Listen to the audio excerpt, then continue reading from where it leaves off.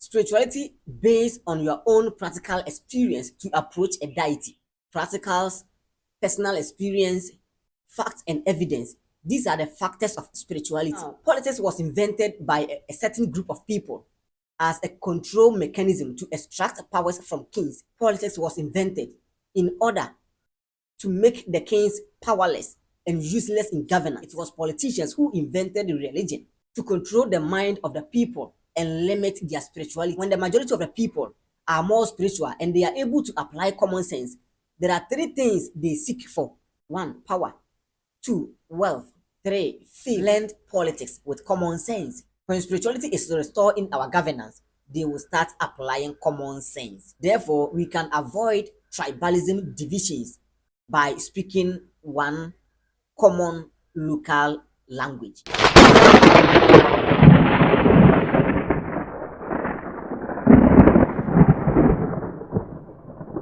Once again, you are welcome to Keshmore Media. Now, today we are going to look at how to fix the country. Day in, day out, people are complaining, the citizens are suffering. Then how are we going to fix the country? Kindly subscribe to the channel. Now, here we go. Now, for every successful country, they build the country based on these three elemental forces. Without these three elemental forces, no country can succeed. If only you want to succeed, you need these three forces. You need to apply these three forces before you can succeed as a country. Not even the country, as individual. Even if you want to succeed, these are the three important forces you need to apply before you can succeed. These are the three forces I'm talking about. One, spiritual force, mental force, and then the physical force. Put in mind, mental force, spiritual force, and then the physical force. All right. The mental force is more powerful than any other force. For the fact that the mental force is more powerful than any other force, that force alone cannot work to succeed unless you add spiritual and then the physical force before you can succeed. Now, what is the physical force in this context? Physical force here simply means the act of applying a total effort. Now, what is mental force? It also means the act of applying common sense. So when you are able to apply common sense, that's the mental force. And then the spiritual force means the act of submitting the physical and the mental force to a particular deity.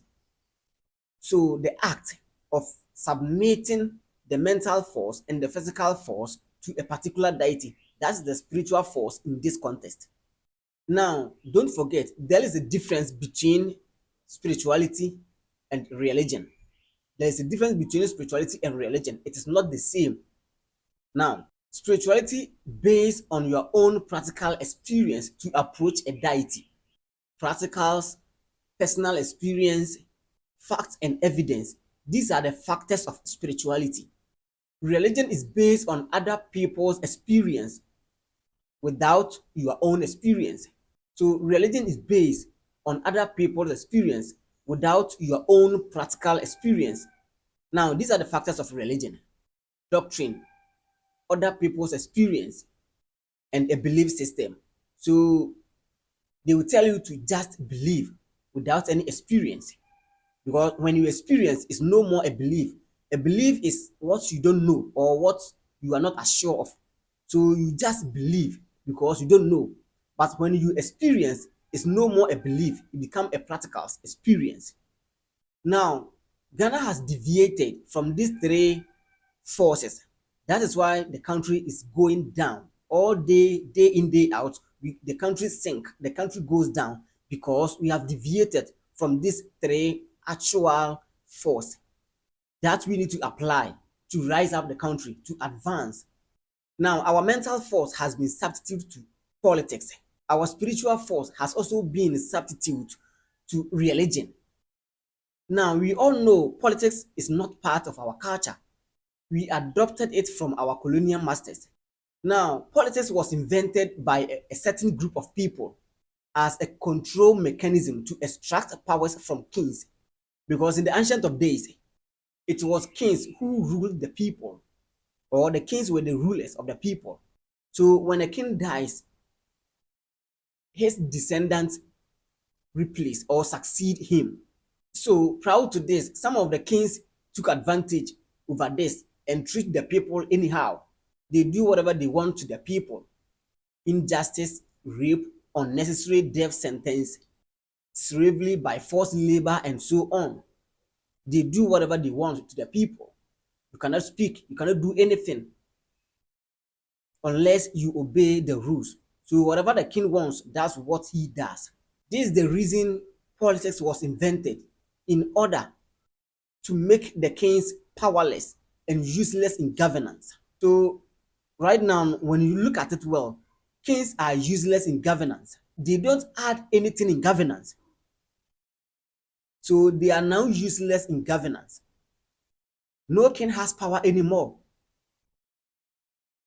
because the politicians has extracted the power from them, from the kings. So if you are a king, no matter how great you are, the president is superior than you. Under no circumstance you can be a superior than the president. The president is the boss, the superior than any other person in this country. So no matter how great you are, you cannot compare yourself to the king, to the president. So the kings has become powerless, useless in governance. So they use the politics to create a good system of justice, accountability, and a true leadership. Now, because we adopted politics, we don't know how to use it to create a better living for our people. So politics has become a burden to us because of our ignorance in politics. Politics is now serving as a bridge between us and our colonial masters. They pass through to our land and loot us, and then take our resources to build their own country without any questioning or without any interference. They take it easy because of politics. They have access to our land, they have access to our resources, our natural resources. They have access to because of politics. We cannot question them, we cannot do anything to them because of politics. They have taken advantage over the politics and then loot us because we don't know how to use the politics. So the Western world is now using our politicians against us because at the end of the day, whatever they want, our politicians will give it to them with ease. So our mental force has been taken away and given us politics. Now, religion was also invented by these same politicians. It was politicians who invented the religion to control the mind of the people and limit their spirituality, limit their spiritual life. Why? Because in the ancient of days, majority of the people were more spiritual and they were able to apply common sense. When you are more spiritual, you apply common sense. When the majority of the people are more spiritual and they are able to apply common sense, there are three things they seek for. One, power. Two, wealth. Three, fame. These are the three major things every spiritual person or anybody who is able to apply common sense, logic, and reasoning, that's what they seek for. They seek for power, wealth, and fame. That is fact. But when people are struggling for power, when people are struggling for fame, when people are struggling for wealth, it creates chaos, conflict, and which leads to war. That's why in the ancient of days there was a lot of wars because at the end of the day, people are seeking for power. So religion was invented to limit the application of common sense and spirituality so that majority of the people will not value the earth or value the world and what is within. So in actual sense or indirectly, the religious people do not value wealth, fame, or power. They always humble themselves under a command. So religion teaches people how to obey rules and follow orders. So they only follow orders of their commanders. So whatever their leader says, they have to humble themselves and obey and follow their orders. So religion was able to succeed. Those who invented the religion was able to succeed with their decision of making a religion. Now, we Africans or we Ghanaians did not invent religion, we adopted it. Now, because of our ignorance in religion, it has become a burden unto us. Now, Africa has become the pillar of religion. A day Africa becomes wise, religion will collapse because Africa is the pillar of religion. Now, because we don't know how to use religion, it has become burden unto us. That is why we have lost our spiritual path. And losing our spiritual path is the aim our enemies invented religion for us, or they brought in religion in order to control us to deviate from the right path, which is the spiritual path, which leads us to seek for further knowledge, research, inventions, technology, information, creativity and art, manufacturing and industry, proper education, banking, medicine, and human development. Now, because we have deviated from the right path, our survival is now depend on our enemies. So we depend on our enemies to survive. Without our enemies, we cannot survive. But you just imagine, your enemy is giving you food to eat. Your enemy is giving you medicine to cure your diseases. Do you think your enemy will give you a food that will increase your knowledge, that will expand your brain, your thinking capacity? Answer is no. Because under normal circumstances, there is a war between you and your enemy, either economic war, mental war, physical war, whatever your enemies do to win you is a war.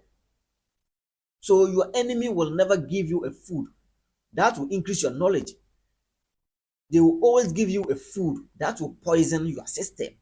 That's fact. So the more we depend on foreign imports, foreign foods, the more we are poisoning our system.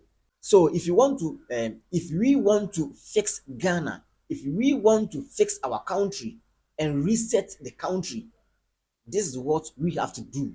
Now we need to blend politics with common sense. We need to blend politics with common sense. Avoid religion and restore spirituality. We need to avoid religion and restore spirituality. We have to avoid tribalism, divisions, and restore unity, because unity is strength. We need to restore unity and avoid divisions, tribalism. I am Ashanti, I am Dagati, I am Kusasi, I am Fanti, whatever it is. We need to stop all those tribalism and unite as Ghanaians, one people. Now, how can we do this? How can we avoid religion and restore spirituality, avoid divisions, tribalism, and restore unity, combining or blending common sense with politics? How are we going to do it? Now, this is how we are going to do it. Now, we need to involve our kings in governance. That's fact. We need to involve our kings in governance by giving them the opportunity to be in the parliament. So there shouldn't be only politicians represent the parliament or represent the constituents in the parliament, but we need to involve our kings in the parliament. They should stay in the parliament. They should be in the parliament. So when we are able to involve our kings in the parliament, it will give us the opportunity to blend politics with common sense. And through the kings, we can restore the spirituality. That is fact. When spirituality is restored in our governance, they will start applying common sense. Therefore, we can avoid tribalism divisions by speaking one common local language. If we are able to speak one common local language, we can restore unity and avoid tribalism. With all due respect, my name is Nana Dan. So you can join the conversation by leaving your comment. Don't forget to subscribe and share.